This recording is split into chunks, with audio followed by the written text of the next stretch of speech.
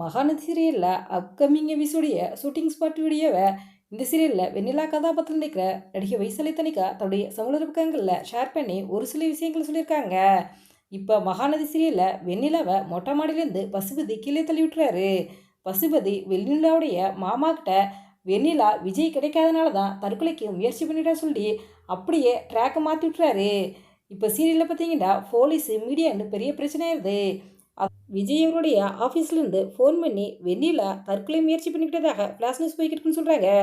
இதை கேட்டதுமே விஜய் அதிர்ச்சியாகி போயிடுறாரு. அதன் பிறகு வீட்டில் டிவியை போடுறாரு. டிவியில் பார்த்தா வெண்ணிலாவுடைய தற்கொலை முயற்சிக்கு காரணம் விஜய் தான் செய்து வருது. இதை பார்த்ததுமே விஜயை அரெஸ்ட் பண்ணுறதுக்கு போலீஸ் வருவாங்கன்னு தாத்தாவுக்கு தெரியும். அதனால் லாயர் மூலயமா முன்ஜாமீன் எடுக்கலான்ட்டு முயற்சி செய்கிறாரு. ஆனால் லாயரோ முன்ஜாமீன்லாம் தேவையில்லை, விஜயை யாருக்கும் தெரியாமல் தலைமறைவா இருக்க சொல்லுங்க அப்படின்ட்டு லாயர் சொல்லிடுறாரு. இந்த பக்கம் பார்த்தீங்கன்னா வீட்டில் கங்காவும் காவேரியும் பேசிக்கிட்டு இருக்காங்க. கங்கா காவேரி கிட்டே கேட்குறாங்க, நேற்று ஃபுல்லாக நீ விஜய் கூட தான் இருந்தியாடு. அதுக்கு காவேரி ஆமான்னு பதில் சொல்கிறாங்க. அப்போ சாரதா வந்து காவேரி கிட்ட நீ முதல்ல விஜயை விவகாரத்து பண்ணுன்னு சொல்கிறாங்க.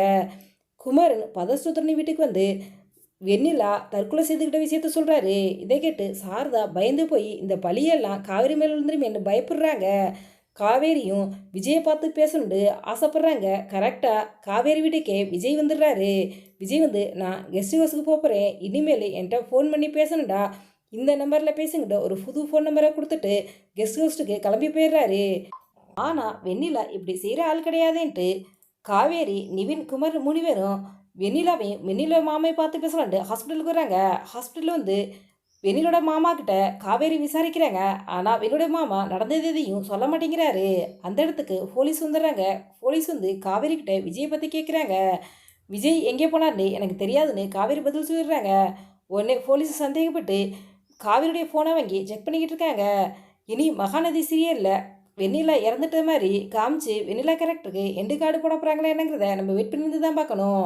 இந்த நிலையில் இப்போ இந்த எபிசோடைய ஷூட்டிங் ஸ்பாட் வீடியோ தான் வைசாலி தனிகா தன்னுடைய சமூக பக்கங்களில் ஷேர் பண்ணி அதில் அவங்க என்ன சொல்லியிருக்காங்கண்டா, நான் நல்லாவும் பாதுகாப்பாகவும் இருக்கேன். இந்த முழு பாராட்டு டைரக்டர் பிரவீன் பன்சாரவில் தான் சேரும். நான் இந்த சீனில் நடிக்கும்போது ரொம்பவே பயந்தேன், எனக்கு கவலையாகவும் இருந்துச்சு. டைரக்டர் சார் தான் எனக்கு நம்பிக்கை கொடுத்தாரு.